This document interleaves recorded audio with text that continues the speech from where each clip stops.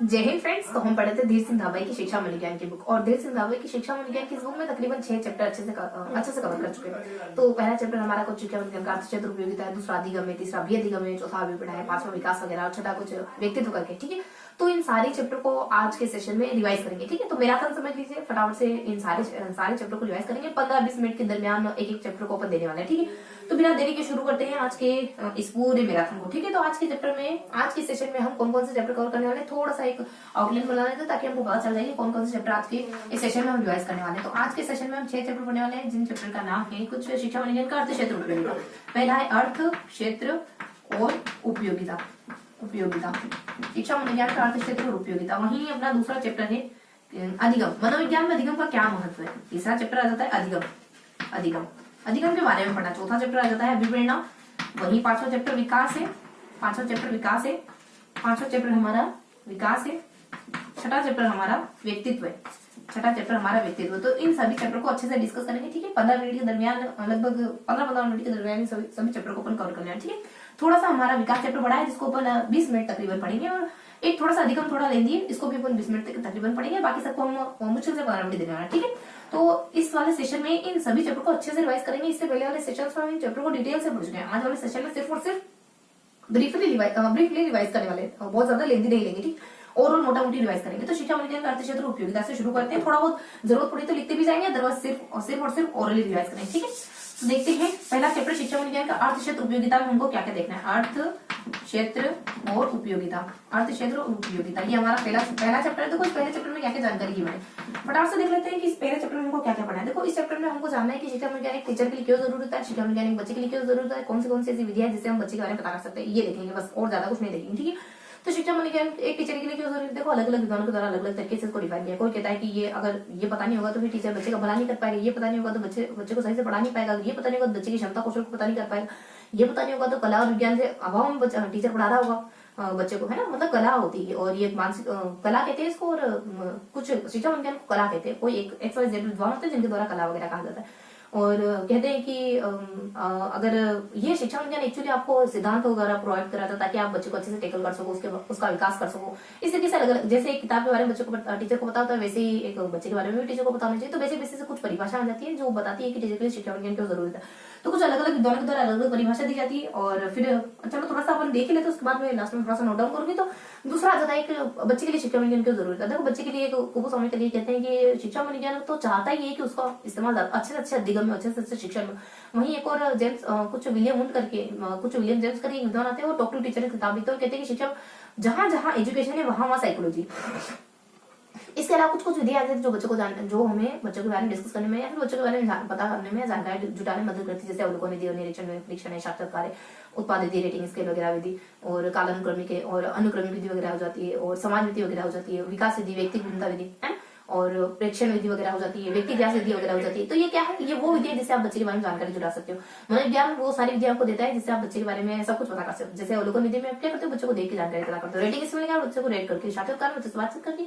वहीं कुछ कालानुक्रमिक विधि होती है, अलग अलग समय में बच्चे के बारे में अध्ययन करना, कभी स्कूल में, कभी स्कूल टाइम पे, कभी घर के टाइम पे, कभी खेल के मैदान में, तो कहीं अलग अलग समय। ठीक, वही व्यक्ति इतिहास विधि हो जाती है, ये बहुत डिटेल विधि होती है। जैसे चौकों का स्टडी करी जाती है ना, अध्ययन करी जाती है ना, ये वही वाली विधि। यानी शुरुआत से लेकर, आपके अतीत से लेकर आपके इतिहास तक या वर्तमान तक आपने शुरुआत, यानी अपना जो भी हमारा बैकग्राउंड रहा बचपन से लगा करके जो अब तक, उस सब के बारे में स्टडी वगैरह करी जाती है। क्रोनिकल कहते हैं कि ये वो विधि है जिसमें आपके इतिहास से लगा करके, जो अतीत से लगा करके जो इतिहास के बारे में पढ़ा जाता है। तो ये बेसिक इन्फॉर्मेशन है, सारी विधियों के बारे में थोड़ा सा जानकारी। उसके बाद एक आत्मकथा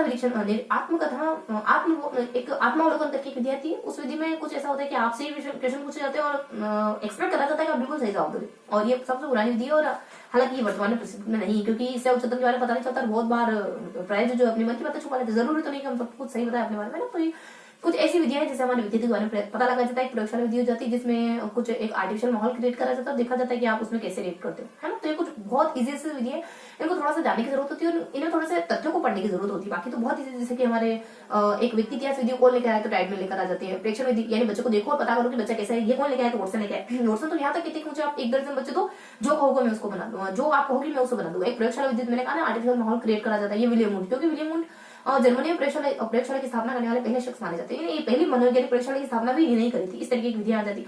वहीं जो मैंने अवलोकन अच्छे फैक्ट ध्यान रखना, अवलोकन विधि में विलियम जेम्स की तो वो विधि हाथ में लालटेन दिया और पता करने की कोशिश कर रहे हो अंधेरा के साथ, ये कुछ बातें ध्यान रखोगे।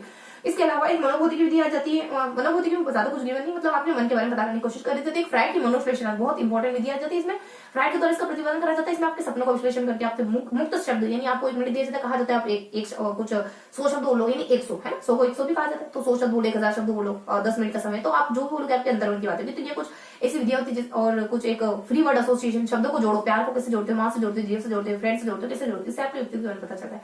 वहीं कुछ प्रश्नावली विधि सुकरात लेकर के आते हैं।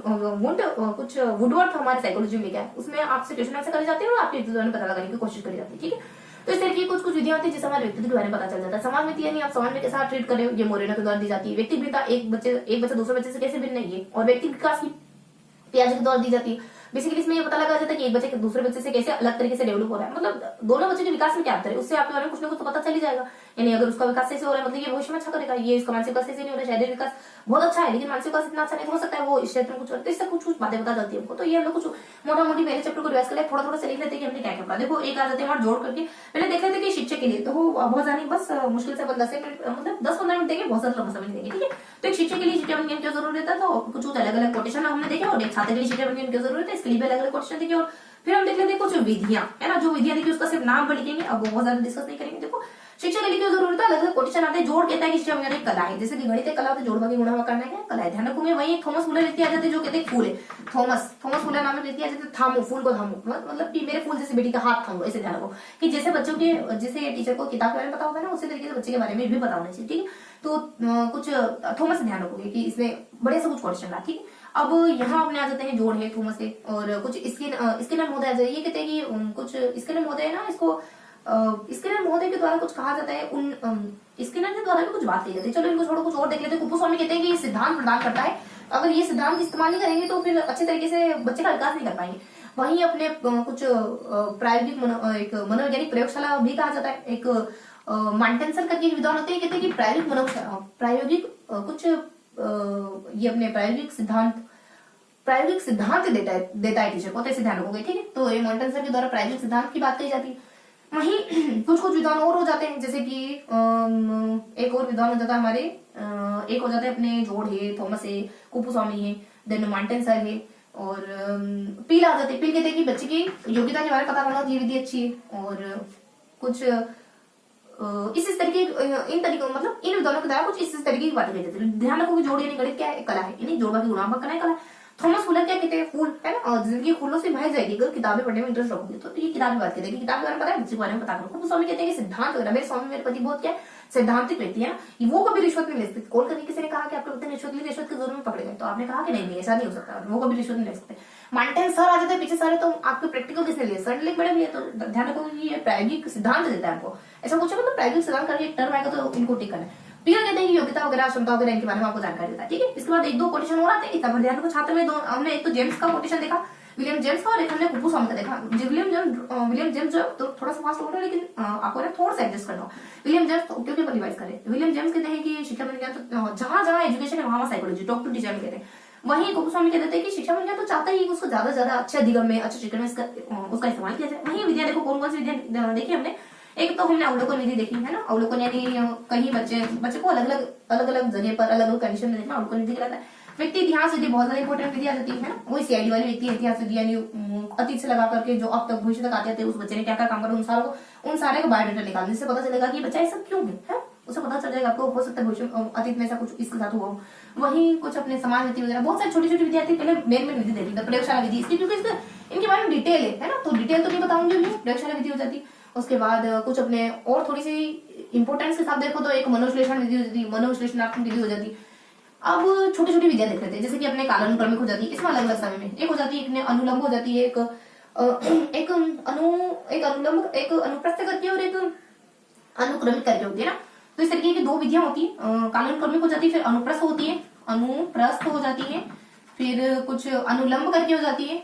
देखो ये अलग अलग समय में, ये इसके जस्ट अलग अलग समय में बच्चे का अध्ययन करा जाता है, ये जस्ट उसके उल्टी हो जाती है, मतलब अलग अलग बच्चे होते हैं यहाँ पे है ना, और समय और ये इन दोनों का योग होती है, इन दोनों का योग ये वाली विधि होती है, जिसको अपन कुछ अनुप्रस्थ है और फिर अनुक्रमिक करके होते हैं, अनुलंब करते हैं, अनुक्रमिक करके कहते हैं, अनुक्रमिक, है ना। इस तरीके से कुछ विधियां आ जाती है। उसके बाद एक और विधि देखो तो समाज विधि, विधि हो जाती है, समाज विधि। उसके बाद वैयक्तिक भिन्नता वाली विधि हो जाती है। उसके बाद विकास की विधि हो जाती है। उसके बाद प्रश्नोत्तर विधि हो जाती है ना, प्रश्नोत्तर है। उसके बाद रेटिंग स्केल वगैरह हो जाती है। देन उसके बाद प्रयोगशाला बता दिया ना, हाँ प्रयोगशाला देख लिया। एक हो जाती है आत्मावलोकन, आप खुद के बारे में खुद बताना। एक होती है गाथावर्णन, इसमें आपको ना कीवर्ड दिए जाते हैं और खुद के बारे में खुद बताने के लिए कहा जाता है।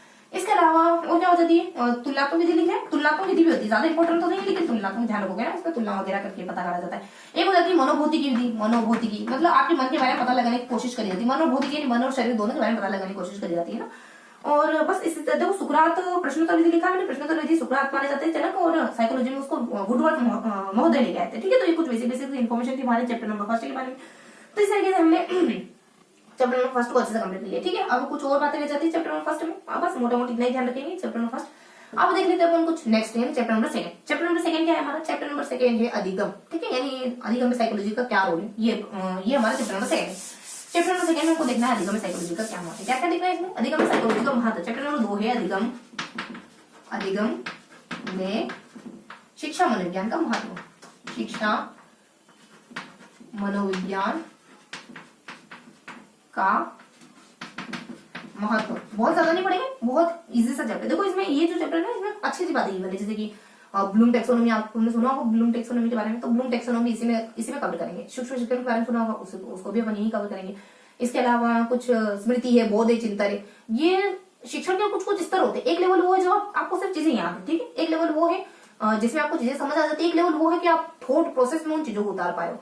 और ये कुछ बातें देखने वाले, कुछ महत्वपूर्ण महत्व। इसके अलावा बहुत सारी बातें और देखेंगे। शिक्षण के जड़ कौन से होते हैं, शिक्षण के सोपान क्या हो सकते हैं, शिक्षण अधिगम की परिभाषा क्या होती है, अनुदेशन कॉन्सेप्ट क्या होता है, शिक्षण अधिगम अनुदेशन में रिलेशन क्या होता है, और इस तरीके को कुछ बिंदु देखने वाले। ठीक है, और उद्देश्य के आधार पर शिक्षण कितने तरीके का हो सकता है। ब्लूम टैक्सोनॉमी एक्चुअली यही है कि उद्देश्य के आधार पर आप शिक्षण को 3 भागों में बांट सकते हैं, ज्ञानात्मक, भावनात्मक और क्रियात्मक। तो इनके कुछ चरण भी जानेंगे अपन।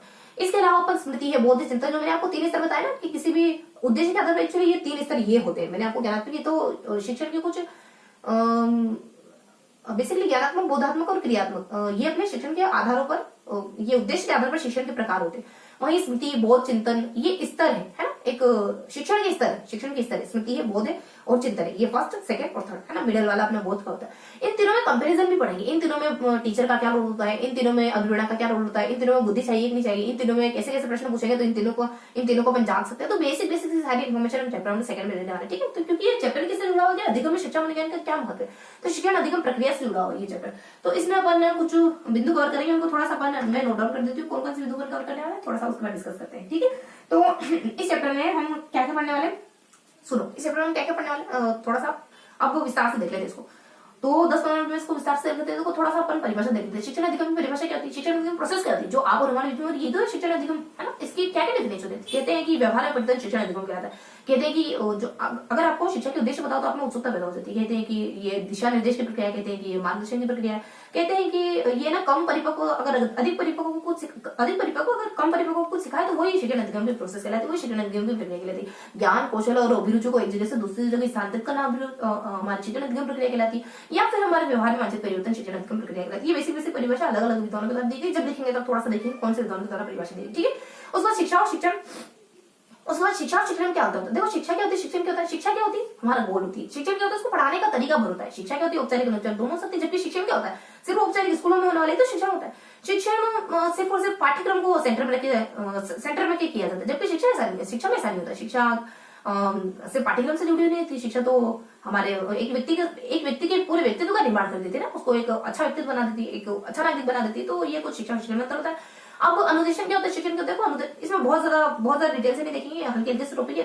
पहले अपन कुछ इंपॉर्टेंट टॉपिक देख लेते हैं, ये बेसिक बातें बाद में करेंगे। ठीक है, शिक्षण अधिगम की परिभाषा वगैरह देखी, हमने कुछ परिभाषा देख ली। अब थोड़ा सा नेक्स्ट अपन सूक्ष्म शिक्षण को देखते हैं। देखो सूक्ष्म शिक्षण सबसे पहले कुछ 1963 के दरमियान स्टैनफोर्ड विश्वविद्यालय में कुछ ABC के द्वारा लाया गया था ना, एलिसन करके, ब्रूस करके और एलन करके 3 विद्वान थे, उनके द्वारा लाया गया था। इसमें सर्कल होता है। सबसे पहले आप सूक्ष्म शिक्षण करते हो, यानी आप प्लानिंग बनाते हो, लेसन प्लान करते हो, उसके बाद आप सूक्ष्म शिक्षण करने कक्षा में आते हो, उसके बाद आपकी आलोचना वगैरह करी जाती है। ये सर्कल वापस चलता रहता है। अगर आलोचना में आपके ऐसे बिंदु दिखे जिसकी वजह से आपको वापस बनाने की जरूरत है, वापस लेसन प्लान बनाने की जरूरत है, तो ये सर्कल दोबारा चलता रहेगा। ठीक है, इसके अलावा कुछ विद्यालय की परिभाषा आती है। कोई कहते हैं कि विद्यालय बेसिकली विद्यालय क्या होता है, तो विद्यालय कोई कहता है कि संसद भवन वगैरह, फैक्ट्री वगैरह नहीं चाहिए, जबकि एक देश के लिए अच्छे विद्यालय नहीं चाहिए। कोई कहता है कि विद्यालय विशिष्ट वातावरण प्रदान करता है, कोई कहता है कि विद्यालय सभी लोगों के द्वारा अच्छे बच्चों का निर्माण करने के स्थान होता है। कोई कहता है कि चार दीवारी के भीतर एक छोटे से समाज का प्रतिबिंब होता है, कोई कहता है कि अभिन्न अंग होता है। अलग अलग विद्यालय की परिभाषा यहाँ पे गिवन है, ठीक।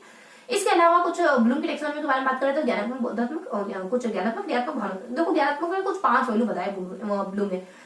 ज्ञानात्मक में क्या कहा जाता है, ज्ञानात्मक में इसको अगर डिवाइड करें तो ज्ञान है, बोध है, प्रयोग, विश्लेषण, संश्लेषण और मूल्यांकन, ये 5 बिंदु इसमें आ जाते हैं। वहीं भावनात्मक का ज्यादा जिक्र है नहीं, और क्रियात्मकता को ध्यान में रखेंगे। सबसे पहले उद्दीपन आता है, फिर कार्य करते हैं, नियंत्रण, समायोजन, और फिर कुछ स्वभाव में आते हैं, फिर हमारी आदत बन जाती है। तो इसके कुछ 5 चरण ध्यान रखेंगे। और बस ये हमारा ब्लूम टैक्सोनॉमी। भावनात्मक के बारे में थोड़ा सा स्किप रखेंगे, क्योंकि थोड़ा सा स्किप रखेंगे, बस इतना ध्यान रखो। दोनों के बारे में पढ़िए। अब देखते हैं अपन कुछ स्तर के आधार पर, जो मैंने आपको शिक्षण के प्रकार बताया ना, स्मृति है, बोध है, चिंता है। देखो मेमोरी में क्या होता है, मेमोरी में ब्लूम के द्वारा इसका प्रतिपादन किया गया। बेसिकली सबसे पहले प्रस्तावना, इसमें 5 चरण बताया, प्रस्तावना, प्रस्तुतिकरण, उसके बाद कुछ तुलना, प्रस्तावना, प्रस्तुतिकरण, देन तुलना है, देन फिर बस ऐसे कुछ कहते हैं कि प्रस्तावना है, प्रस्तुतिकरण है, तुलना है, निष्कर्ष है, और फिर कुछ एक और बिंदु आ जाता है लास्ट का, ठीक है। उसके बाद अपन कुछ बोध के स्तर पर जाए तो बोध में आप आत्मसात करोगे, फिर बच्चों के सामने प्रस्तुत करोगे तो बच्चा अच्छे से अभिव्यक्त कर देगा। बच्चा आत्मसात, पहले अन्वेषण करोगे, अन्वेषण करके अगर टीचर प्रस्तुत करता है तो बच्चा अच्छे से आत्मसात कर लेता है, और व्यवस्थित तरीके से करता है तो अभिव्यक्त भी कर देता है। व्यवस्था और आत्म अभिव्यक्ति, ये 5 चरण है हमारे बोध के स्तर।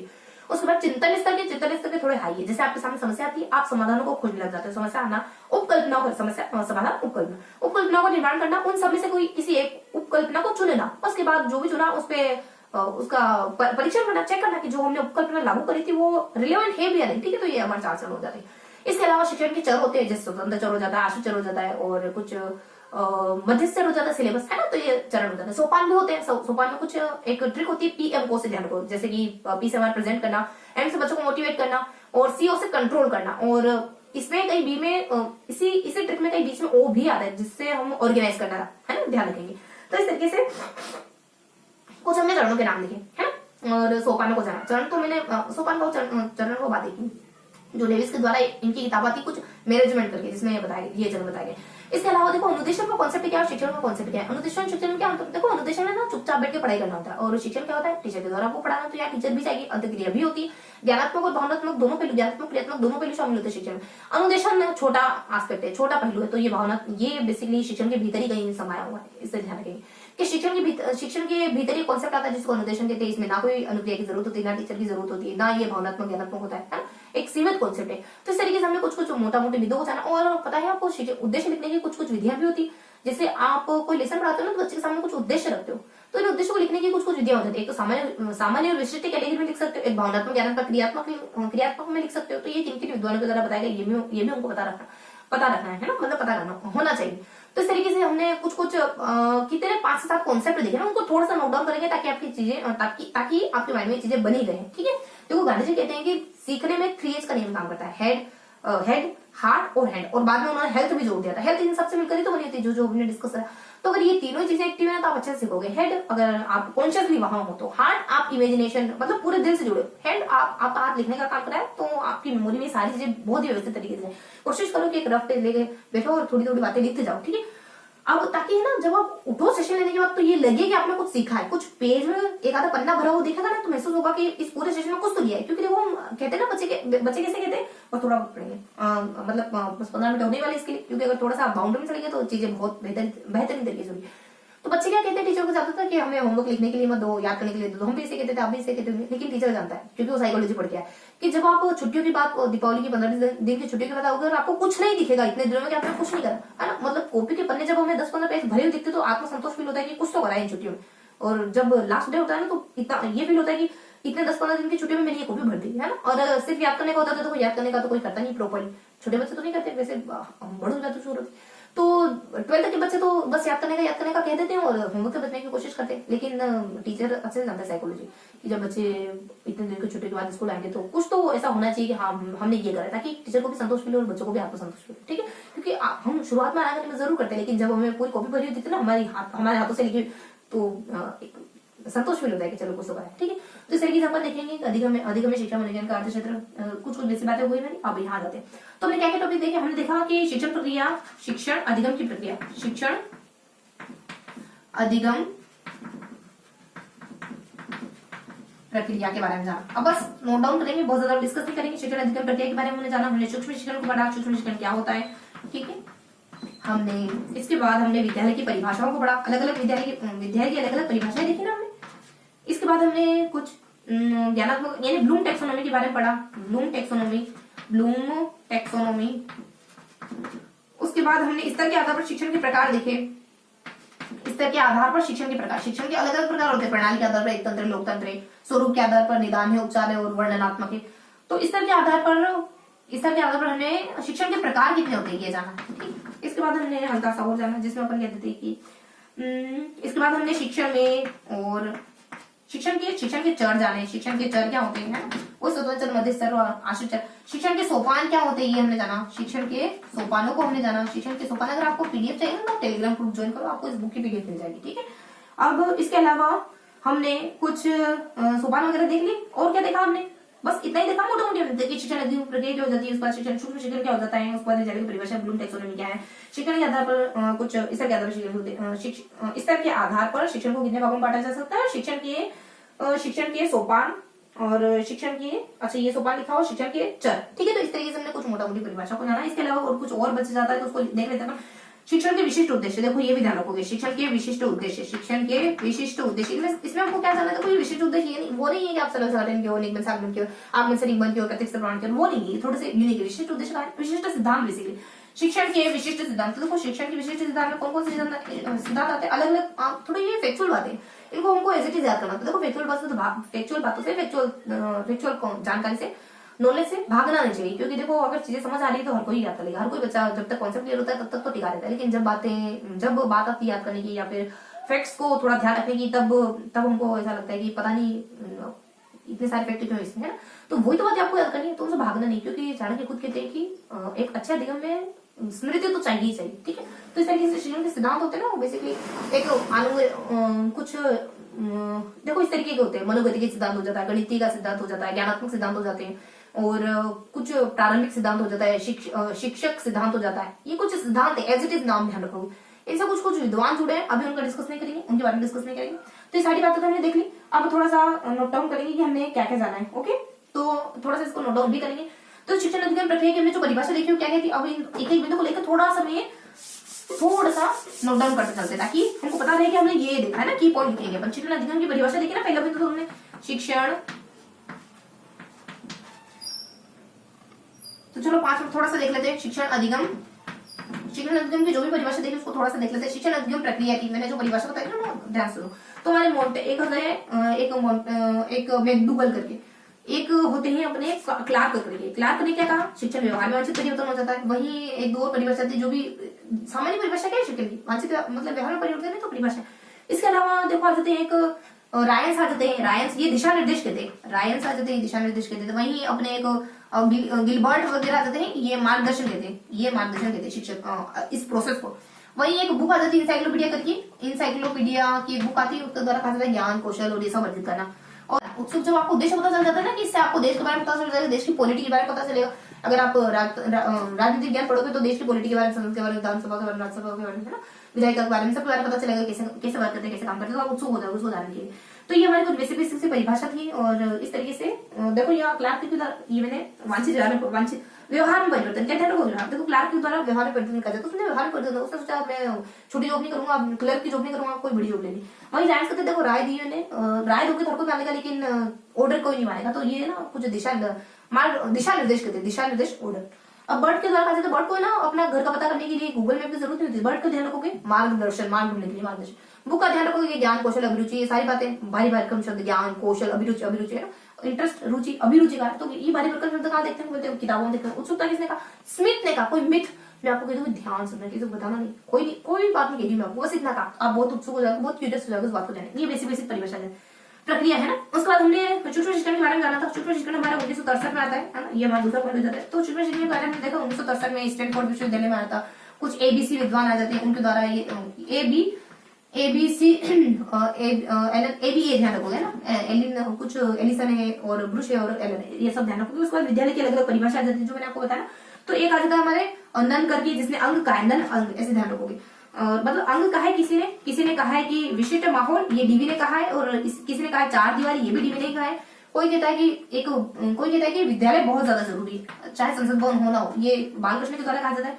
वहीं कोई कहता है कि ये कुछ बस ये परिभाषा आती है। तो ध्यान रखो, नन के द्वारा, अंग किसके द्वारा कहा गया, नन के द्वारा, के महत्वपूर्ण अंग। एक क्लार्क, एक होता है मुदारे नायक के द्वारा। तो वो कहता है कि विद्यालय, हमको देश के लिए विद्यालय होने चाहिए, एक ऐसे विद्यालय होने चाहिए जो बच्चों को अच्छा माहौल उपलब्ध करा पाए, है ना। तो अच्छे माहौल से जुड़ी परिभाषा, अच्छे माहौल या अच्छे वातावरण, देखो वातावरण के लिए कुछ आएगा यहाँ पे कि बढ़िया वातावरण मिलना चाहिए, है ना।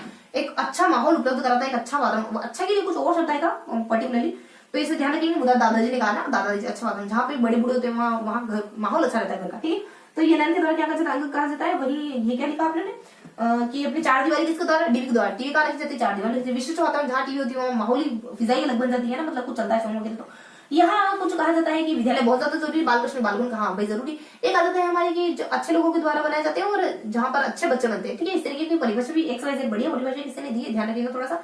अब अच्छे वातावरण, ये अपने मुदारे ने कही, ठीक है। तो ये बेसिक बेसिक बातें थी, शायद अपने रोज के द्वारा कही। ये किसने कहा, जो मैंने क्वेश्चन बताया, ये अच्छे बच्चे वाली और अच्छे लोगों वाली जो परिभाषा है रोज के द्वारा कही। अच्छे बच्चे गुस्सा नहीं करते, है ना, रोज या गुस्सा, ध्यान।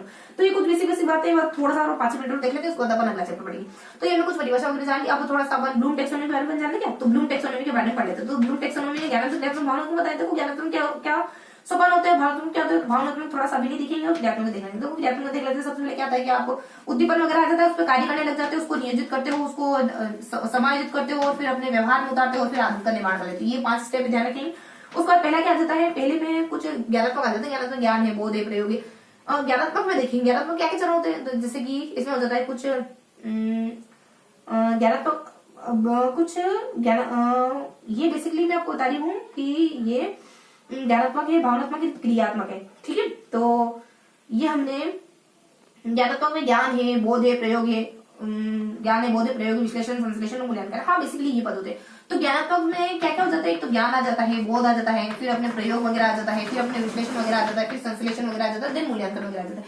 तो ब्लूम के द्वारा किसी भी शिक्षण के 3 उद्देश्य बताए, ज्ञानात्मक होता है, क्रियात्मक होता है, भावनात्मक होता है और क्रियात्मक उद्देश्य होता है। तो ये मैंने इन दोनों के सवाल बता दी, भावनात्मक के डेश रखेंगे, ठीक है, इसको अभी नहीं पढ़ रहे। अब अपन देख लेंगे कुछ, हमने ये सब जान लिया ब्लूम टैक्सोनॉमी के बारे में जानिए। तो कितने बिंदु हो गए मेरे, 1 2 3 4 4 बिंदु कवर हो गए। बस थोड़ा सा देखेंगे, एक आधा बिंदु और देखेंगे, देन फिनिश करते हैं। तो देखो हमने उद्देश्य के आधार पर शिक्षण को बांटा था ना। उद्देश्य के आधार पर इससे कितने तरीके होता है, 3 तरीके का। एक तो हो जाता है स्मृति, एक तो मेमोरी, है ना, एक होता है हमारा इससे नेक्स्ट लेवल बोध का, इसके बाद इससे भी नेक्स्ट लेवल चिंतन का, इससे भी नेक्स्ट लेवल चिंतन का। इनमें बहुत बेसिक बेसिक बातें बताई जाती।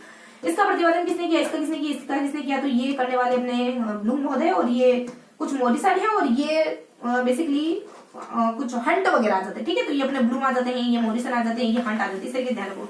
देखो इनमें ना कुछ कुछ सोपान भी बताए जाते हैं, जैसे प्रस्तावना है, प्रस्तुतिकरण है, देन प्रस्तावना, प्रस्तुतिकरण, तुलना है, देन कुछ निष्कर्ष वगैरह आ जाता है, और इस तरीके से कुछ ऐसे ही कुछ पता होता है। सबसे पहले प्रस्तावना है, देन प्रस्तुतिकरण है, देन तुलना है, देन संबंध है, और लास्ट में कुछ परीक्षण करके लास्ट में थोड़ा सा स्किप रखेंगे, ठीक है।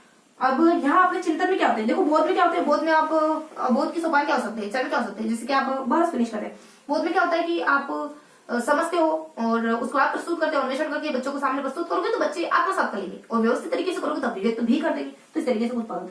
चिंतन में मैंने आपको बताया था, आप समस्या आएगी, समस्या का समाधान निकालोगे, मतलब उपकल्पनाओं का निर्माण करोगे, उन पर चिंतन मनन करोगे, तीसरा उन पर चिंतन मनन करोगे, लास्ट में उनको अप्लाई कर दिया, उसके बाद उनका परीक्षण करोगे ठीक है कि नहीं ये उपकल्पना है, ठीक है। तो इस तरीके से कुछ बातें आ जाती है इसमें। और कुछ बाकी तो बहुत बेसिक बेसिक बातें जो मैंने आपको बताई दी थी, 3 होते हैं, सोपान भी बताई दी थी, पीएम को वगैरह, है ना। और बेसिक बेसिक बातें सोपान वगैरह है, चर है, और फिर एक शिक्षण और शिक्षा में क्या अंतर होता है, शिक्षण और अनुदेशन में क्या अंतर होता है ना। तो इस तरीके देखो मैं आपको बताऊं शिक्षण और अनुदेशन में क्या संबंध होता है। अगर डायग्राम से बताया ना तो ये होता है शिक्षण और अनुदेशन में संबंध। ये जो वाला छोटा वाला जो बोला है ना, ये अनुदेशन का बोला है, ये अनुदेशन का बोला है। इस तरीके से कुछ मोटा मोटी जानकारी ध्यान रखोगे, ओके। तो इस तरीके से हमने चैप्टर नंबर 2 को अच्छे से कवर कर लिया। अब पढ़ेंगे हम चैप्टर नंबर 3। क्या देखने वाले हैं हम, अब बेसिकली हम चैप्टर नंबर 3 देखने वाले। चैप्टर नंबर 3 में हमको क्या देखना है, ये चैप्टर नंबर थोड़ा सा बड़ा है, इसको कवर करने में तकरीबन हम 20 मिनट लेंगे, ठीक है। तो चैप्टर नंबर 3 जो कि हमारा है अधिगम, चैप्टर नंबर 3 क्या है, अधिगम। इसमें हमको क्या जानना है, देखो अधिगम में हमको अच्छी से जानकारी लेनी, मतलब अच्छी खासी जानकारी लेनी। इसमें हम सारे अधिगम के सिद्धांत देखेंगे, बहुत ज्यादा नहीं, लेकिन मोटा मोटी सिद्धांत तो देखने ही वाले हैं, ठीक है। मतलब ये इन्फॉर्मेशन थोड़ा बहुत ज्यादा फाइन इन्फॉर्मेशन लेंगे, कहने का मतलब ये कुछ दूर से देखने की कोशिश करेंगे सारे सिद्धांतों को। सिद्धांत काफी ज्यादा है, इसके अलावा कुछ कुछ परिभाषा वगैरह है ना, अधिगम की परिभाषा, इसको प्रयोग करने वाला कार्य क्या होते हैं, परिपक्वता, अधिगम नियंत्रण क्या होता है, लास्ट में कुछ अधिगम अक्षमता क्या होती है, अधिगम स्थानांतरण क्या होता है, इसके अलावा कुछ अधिगम की विधियां क्या होती है, बहुत ज्यादा इंपॉर्टेंट है। अधिगम वक्र पठार क्या होता है, और संकल्पना मानचित्र क्या होता है, जानते हैं संकल्पना कॉन्सेप्ट मैपिंग जो अपन करते हैं ना, डायग्राम, इस तरीके से डायग्राम बनाना या फिर फ्लो चार्ट बनाना, है ना। जैसे सबसे पहले संसद वगैरह, जैसे कि इतिहास को कितने भागों में बांटा जाता है, प्रागैतिहासिक, ऐतिहासिक, देन आदि ऐतिहासिक, फिर उसको कितने भागों में बांटा जाता है, फिर उसको कितने भागों में बांटा, इस तरीके से जो हायरार्की बनाते हैं उसी को कहते हैं अपन संकल्पना मानचित्र, जो कि जोसेफ डी नोवो के द्वारा 1960 के दरमियान लाया गया था। ठीक है, तो इस तरीके से हम अधिगम के बारे में पढ़ लेते हैं। अधिगम में कुछ कुछ सिद्धांत के बारे में आपको बता देती हूँ। ठीक है, तो हमने क्या क्या पढ़ा, बेसिकली हमने कुछ बहुत सारे सिद्धांत यहाँ पे कवर करे। कुछ सिद्धांत बहुत जनरल सिद्धांत है जो जिनके बारे में अच्छे जानते, पाउलो थोंडाई, गुथरी हाले, इसके रहने, है ना। और कूट लेविन का सिद्धांत आ जाता है, वही वाइगोत्स्की का सिद्धांत का सिद्धांत आ जाता है, वही एक जी पियाजे का विकासात्मक सिद्धांत भी आ जाता है, एक विद्वान आ जाता है हमारे कोलर कोफ्ता और जी कोलर कोफ्ता देन वर्दामेर का जो बंदर है चिंपैंजी पर किया गया था ना, सुल्तान नामक चिंपैंजी पे किया था, सूच का सिद्धांत, वो भी आ जाता है हमारा। इन सिद्धांतों के अलावा कुछ कुछ परिभाषा वगैरह देखेंगे, और ठीक है, ये सारे ज्यादा पढ़ने वाले हैं। और उसके बाद मैंने आपको बताया अधिगम सिद्धांत, मतलब इर्द गिर्द ये देखने वाले, बीच में सिद्धांत देखेंगे, आगे थोड़ी सी परिभाषा वगैरह, परिपक्वता और अधिगम में क्या अंतर है, और इसको बृहत करने का कार्य को लास्ट में अपन देखेंगे कुछ, और वही बच्चे को जिससे स्थानांतरण के बारे में, अधिगम स्थानांतरण के बारे में, अधिगम की अक्षमता के बारे में, वही वक्र और पठार के बारे में, अधिगम की विधि के बारे में। तो मोटा मोटी अपन सिद्धांत को डिस्कस करेंगे। सबसे पहले अपन देख लेते हैं थोंडाई के सिद्धांत। थोंडाई के सिद्धांत जानते हो ना, पाउलो के थोंडाई का सिद्धांत बेसिकली बिल्ली पर किया गया था। वही बिल्ली बार बार कोशिश करके मछली को लेना सीख जाती है। ये कुछ 1913 के आसपास ये एनिमल इंटेलिजेंस करके किताब थी। इनके सिद्धांत को, इनके सिद्धांत का क्या बेनिफिट है, देखो इनके सिद्धांत से आप बच्चे ना बेसिकली परिश्रम करना सीख जाते हैं, मेहनत करना सीख जाते हैं, मदद के लिए अच्छा होता है।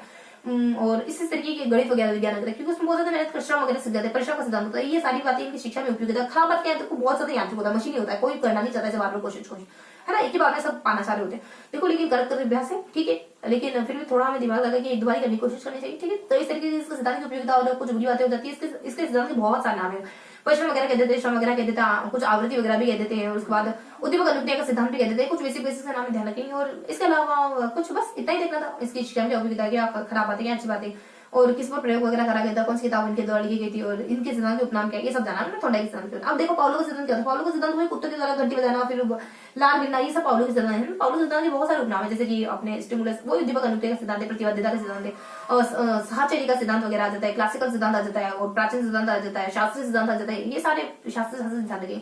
कुछ नाम तो शास्त्र से जुड़े हैं, कुछ नाम संबंध, क्योंकि इन्होंने बंद बना लिया था ना अनुक्रिया का, घंटी और भोजन साथ में आएगा तो आप लाल गिराओगे, तो बंद बन गया ना घंटी और भोजन। तो इस तरीके से इसको बंद वगैरह का सिद्धांत वगैरह के नाम से भी जाना जाता है। और पी से तो प्रतिक्रिया का, प्रतिवादी का, प्रतिस्थापन का, इस तरीके से ध्यान रखेंगे ना। तो ये पाउलो के सिद्धांत अपना मान जाते हैं। इनकी तो कुछ अनुबंधन की प्रक्रिया होती है, बहुत ज्यादा इंपॉर्टेंट। तो पहले क्या होता है कि आप भोजन देते हो तो कुत्ता लगा देते हो, उसको भोजन और घंटी दोनों करते हो तो भी कुत्ता लगा देता है, लेकिन उसको पता नहीं कि आप घंटी क्यों बजा रहे हो ना, वो अवगत नहीं इस बात से। लास्ट में घंटी बजा तो कुत्ता लाल गिरना लग जाता, अब उसको पता चल गया कि घंटी का मतलब खाना है। ठीक है, तो इस तरह की बेसिक इन्फॉर्मेशन आती है। और इसके अलावा इस जो अनुबंध बनता है वो अलग अलग तरीके का होता है। उसमें से विलंब वाला अनुभव, सबसे 4 तरीके का अनुभव होता है, उसमें विलंब वाला अनुभव सबसे बढ़िया होता है, जिसमें आप घंटे बजाते 4 सेकंड में खाना देते, तो ये सबसे बढ़िया अनुभव होता है। इसमें कुत्ता जल्दी से सीख जाता है। ठीक है, इसके अलावा उसको जो टर्मिनोलॉजी इसमें इस्तेमाल होती है, जैसे विस्थापन किसको कहते हैं, जैसे कि सामान्यीकरण किसको कहते हैं, जैसे सूचक पुनर्लाभ किसको कहते हैं, जैसे कि कुछ आभासी पुनर्लाभ किसको कहते हैं। तो बेसिक है ना, और ये कुछ टर्म है जो इसमें इस्तेमाल किए हैं। उसके बाद कुछ इसका क्या महत्व है, देखो इसमें गलत आदतें वगैरह छुड़ानी हो आपको बच्चे की, कोई कुछ समस्या ग्रस्त बालक वगैरह, मतलब गलत आदतें छुड़ाने के लिए ये सिद्धांत बहुत ज्यादा उपयोग करा जाता है। भय वगैरह को दूर करना हो, जैसे कि अपने एक विद्वान है थे, कोई साइकोलॉजिस्ट का जिक्र है, उसने अपने बेटे पर प्रयोग करा था।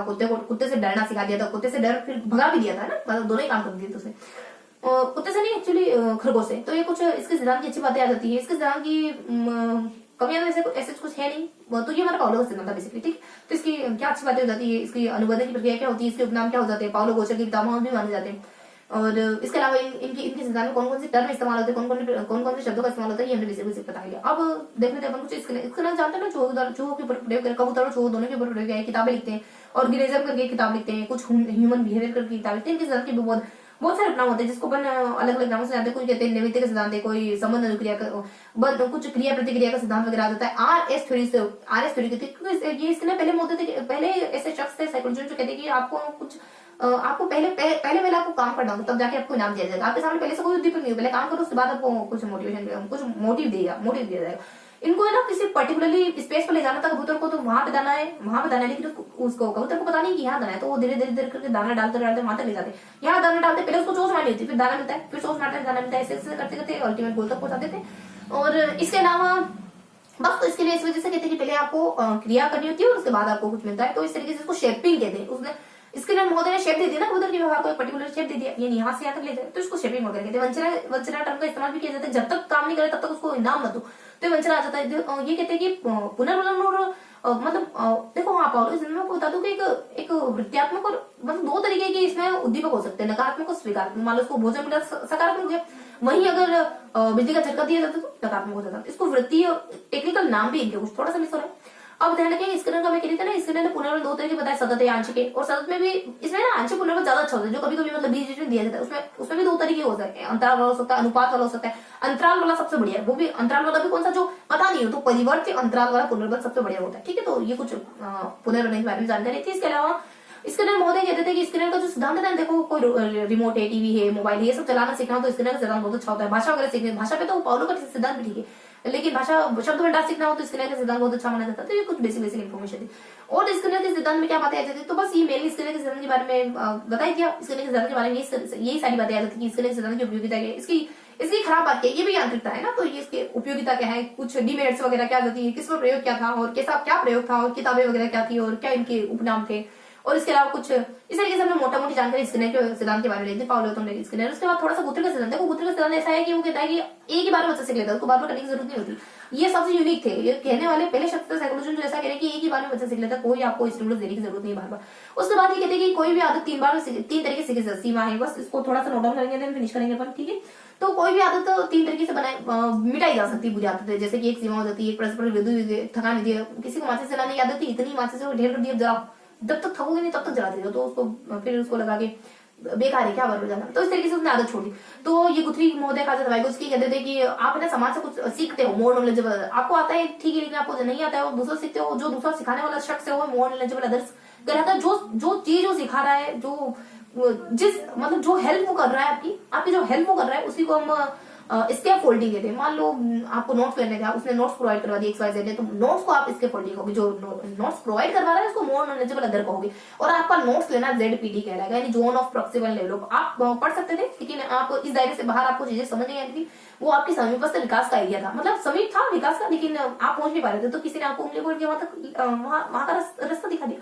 तो ये सारे वाइगोत्स्की महोदय का कहना है, कहते हैं कि बच्चा सीख तो सका है, लेकिन उसको समाज में बड़े लोगों की जरूरत होती है, अपने से अनुभव एक्सपीरियंस लोगों की जरूरत है। इसके जस्ट उल्टा कहने वाले तो पियाजे वो कहते हैं कि बच्चा सीख सकता है, खुद सीख सकता है। ठीक है, ये कुछ संज्ञानवाद के जनक, संज्ञानवाद से दोनों ही कोरिलेटेड है, लेकिन एक समाज को तवज्जो देते हैं और वहीं एक व्यक्ति विशेष को ज्यादा तवज्जो देते हैं। तो ये कुछ बेसिक इन्फॉर्मेशन थी, और थोड़ा सा 1 मिनट रुकेंगे फिर कंटिन्यू करेंगे, 1 मिनट रुकेंगे जरा सा। हाँ, तो अब हम देख लेंगे थोड़ा सा, ये सब कुछ हमने जाना, तो ये हमारा हो जाता है कुछ वाइगोत्स्की का सिद्धांत हो जाता है, वही ब्रूनर का सिद्धांत होता है। ब्रूनर कहते हैं कि इसमें ब्रूनर के सिद्धांत की 3 अवस्था होती है, एक तो दृश्य वगैरह हो जाती है, प्रतिमा वगैरह हो जाती है, प्रतीक वगैरह वाली हो जाती है, और एक प्रतीक करके ही अवस्था होती है। दृश्य में आपके एक सबसे पहली वाली ना एक समय की अवस्था होती है, उसके बाद दृश्य वाली होती है, उसके बाद प्रतीकात्मक होती है। समय की अवस्था बेसिकली यूं होती है कि जब तक आपके सामने संवेगात्मक अवस्था मतलब आप हाथ पांव मारकर दुनिया को जानना सीख रहे हो, और इसके बाद जब आपके सामने कोई वस्तु आती है ना, तभी आप उसको, जैसे मान लो गाय के बारे में, तो गाय आपके सामने तभी आप गाय के बारे में सोच पाओगे। ये संवेगों वाली अवस्था है, मतलब ये इंद्रियों वाली अवस्था है, मतलब जिन चीजों को आप इंद्रियों से देखना छूना, ये जो भी 5 काम कर सकते हो ना, उसी को आप समझ सकते हो। उसके बाद दृश्य प्रतिमान आ जाता है, जिसमें आप नाम दृश्य का एक्चुअली उसके बाद अपने प्रतीक वाली अवस्था आ जाती है, जिसमें आपके सामने बस नाम भर ले लिया जाए ना गाय के बारे में, तब भी आप सोचने लग जाओगे। इसके बाद वापस से कुछ प्रतीकात्मक अवस्था आती है, ये थोड़ी ठीक ठाक अवस्था है, इसमें आप स्कूल वगैरह जाने लग जाओ, गणित वगैरह और हिंदी भाषा मतलब भाषा वगैरह और इस तरीके के कॉन्सेप्ट क्लियर करने लग जाते, ये सारी चीजें सीखने लग जाते हो। 3 अवस्था देखिए ना, जिसमें सिर्फ और सिर्फ नाम, सिर्फ और सिर्फ फोटो, मतलब एक कोई वास्तविक वस्तु आपके सामने आएगी तभी सोच पाओगे, सिर्फ नाम भरा के तो भी सोच लोगे, और लास्ट में तो कुछ हायर स्टेज आ जाती है, स्कूल जाने वाली अवस्था आ जाती है। ये बेसिकली कुछ ब्रूनर महोदय की 3 अवस्था बताई गई थी, जिनको अपन इंग्लिश में भी कुछ XYZ कहते हैं, कुछ आइकॉनिक और इनएक्टिव और इस तरीके से कुछ कहते हैं। ठीक है, अब थोड़ा सा अपन सिद्धांत जान लेते हैं। ब्रूनर के बाद एक टोलमैन सिद्धांत आता है, कहते हैं कि एक्चुअली ना आपके सिद्धांत आपके सीखने में लक्ष्य बहुत ज्यादा मायने रखता है। टोलमैन का सिद्धांत, इसको चिन्हाकृति का सिद्धांत कहते हैं, और पूर्ण करके भी सिद्धांत के नाम से जाना जाता है। पूर्ण लमसम को नाम है पूर्णाकृति करके, लेकिन चिन्ह सिद्धांत के नाम से तो इनको जानते ही है। इनका कहना है कि लक्ष्य बहुत ज्यादा अहम होता है आपके सीखने में, और इसको गुप्त अधिगम, स्थान अधिगम और इस तरीके के नामों से भी जाना जाता है इस सिद्धांत को। वही हमारा जेन पियाजे का सिद्धांत जैसे विकासात्मक है ना, जेन पियाजे कहते हैं बच्चे के विकास की 4 अवस्थाएं होती है बेसिकली। सबसे पहले वो अपने इंद्रियों से सीखता है, उसके बाद दिमाग से, मतलब उसके बाद वो जरूरत नहीं है कि उसके सामने कोई प्रैक्टिकल वस्तु है, वो दिमाग में ही सोच लेगा किसी चीज के बारे में। इस दिमागी अवस्था से पहले एक अवस्था और होती है, दिमागी अवस्था के बाद की अवस्था और होती है। दिमागी अवस्था से पहले वाली तो पहले वाली कहेगी पूरी संख्या, दिमागी अवस्था के बाद वाली थोड़ी और ज्यादा फॉर्मल हो जाती है, जैसे स्कोप 4 कहते हैं। समय काल क्या है, वही सबसे पहले वाली इंद्रियों की जो बच्चे का समय काल। बीच वाली जो मैंने कहा ना शेषावस्था, और इससे ऊपर वाली तो शेषावस्था के नजदीक वाली हो जाएगी, इसके बाद वाली किशोरावस्था वाली हो जाएगी। ठीक है, इस तरीके से ध्यान रखिए। पहली अवस्था वो 6 भागों में बटी है, दूसरी अवस्था 2 भागों में बटी है, और इन अवस्थाओं में कुछ अच्छी बुरी बातें भी होती है। जब पहली अवस्था होती है ना, तो कुछ बच्चा वृत्ति की प्रतिक्रिया, छोटा बच्चा होता है ना, तो कुछ कुछ गिर गया तो बार बार गिरा गिरा के देखेगा, बार बार अपने शरीर को इधर से उधर पलटा के देखेगा। और ये सारी अच्छी बातें बुरी बातें भी होती है अवस्थाओं की, है ना। मतलब इनको अलग अलग नाम दे रखा है इन 6 अवस्था को, कभी व्रति है, कभी कुछ तृतीय व्रति है, फिर इस तरीके से अलग अलग नाम है। उसके बाद जो दूसरी अवस्था उसको 2 भागों में बांट सकते हैं, कोई अंतर प्रज्ञा करके और एक और कोई XYZ नाम होता है। उसमें बेसिकली ना बच्चा कहानी कविता सुनना वगैरह चाह रहा होता है। और हाँ, जो पहली वस्तु बता रही इसमें बच्चे वस्तु इस आ जाता है। अगर कोई वस्तु उसके आंखों के सामने नहीं तब भी बच्चा समझ लेता है कि वस्तु है तो सही, लेकिन बस मेरी आंखों के सामने नहीं, ठीक है।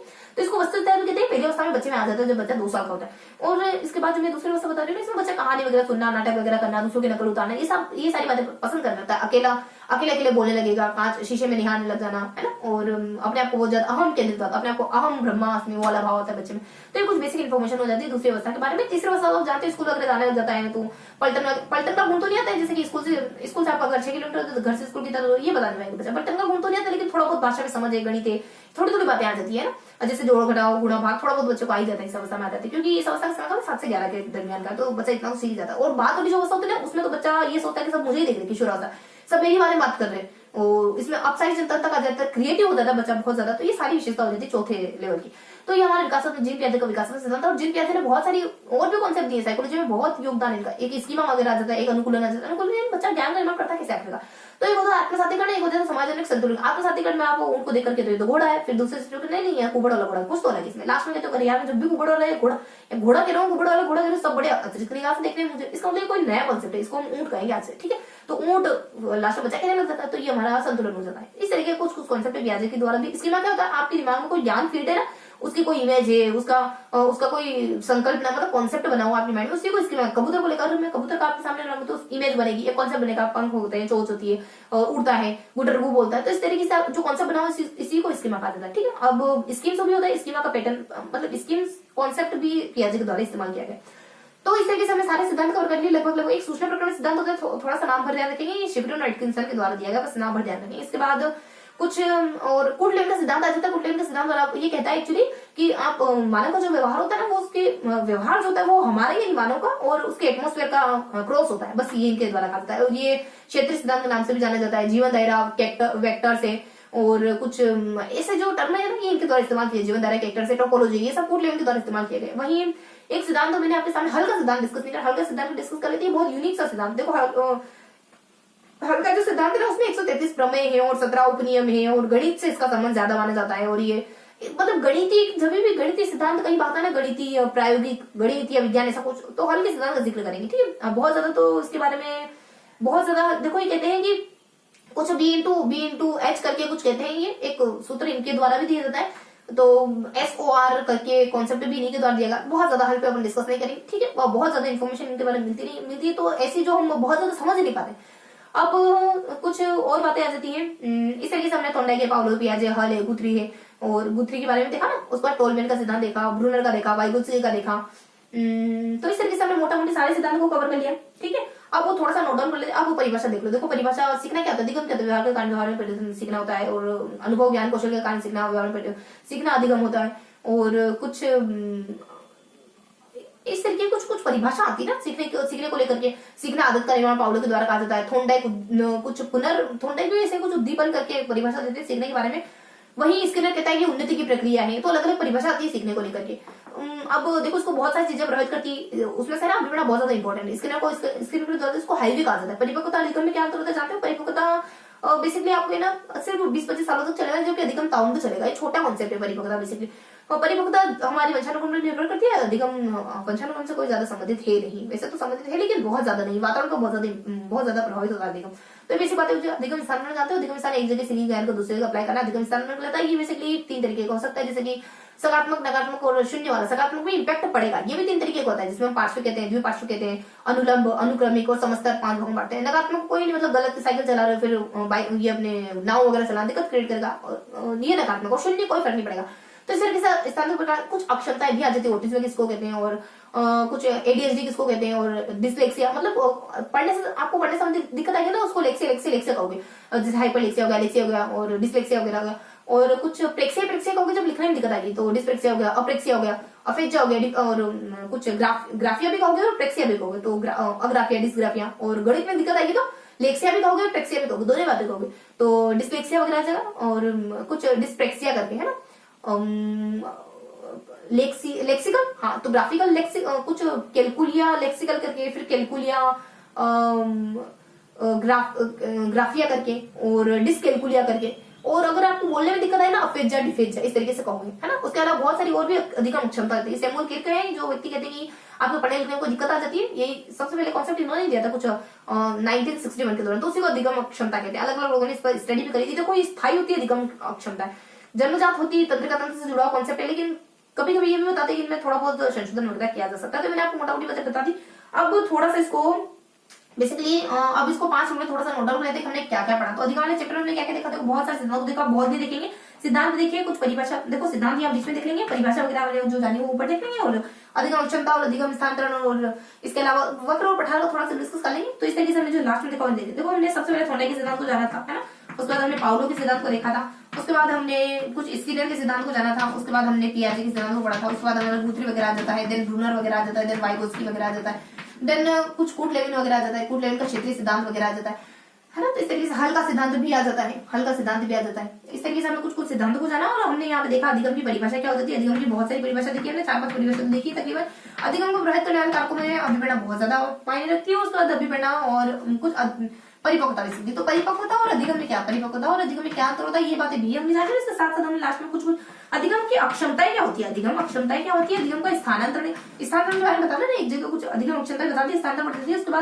उसके बाद कुछ कुछ एक और कॉन्सेप्ट आ जाता है अधिगम की, कुछ वक्र और पठार। देखो वक्र क्या होता है, वक्र क्या होता है, पठार, वक्र जो उन्नति को दिखाता है, गेट्स ने कहा, पठार जो आपकी पोज